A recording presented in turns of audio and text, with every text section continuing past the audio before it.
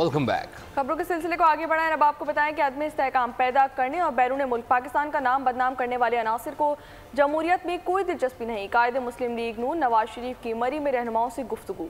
कहा कि 7 साल पहले जिन मसाइल पर काबू पा लिया था वो फिर संगीन बहरान बन चुके हैं, लेकिन इंशाअल्लाह मुखलिस और मेहनती क़यादत इन मुश्किलात पर काबू पा लेगी। कायद मुस्लिम लीग नून की मरी में बैठक, लीगी रहनुमाओं से मुलाकातें। नवाज शरीफ ने मरी में सेनेट में पार्लिमानी लीडर इरफान सिद्दीकी से मुलाकात की। इरफान सिद्दीकी ने कायद को पार्टी की कारकर्दगी से आगाह किया। मुलाकात के दौरान नवाज शरीफ का कहना था कि दहशतगर्दी के मुकम्मल खात्मे के लिए मुसल्लह अफवाज और सिक्योरिटी इदारों की मुकम्मल हिमायत की जानी चाहिए। मुल्क के अंदर अदम इस्तेहकाम पैदा करने और मुल्क के बाहर पाकिस्तान को बदनाम करने वाले अनासर को ना जमहूरियत से कोई दिलचस्पी है ना अवाम के मसाइल से। ये लोग किसी भी महाज पर पाकिस्तान की कमजोरी या नाकामी को अपनी सियासी कामयाबी ख्याल करते हैं। नवाज शरीफ ने कहा कि 7 साल पहले महंगाई, लोड शेडिंग और दहशतगर्दी जैसे मसाइल पर काबू पा लिया था। IMF से निजात हासिल कर ली गई थी, लेकिन 2018 में मुल्क की तबाही और बर्बादी और हर शोबे में जवाल का जो सिलसिला शुरू हुआ उसने अवाम के लिए संगीन मसाइल पैदा कर दिए, जिन पर काबू पाने के लिए बहुत वक्त दरकार है।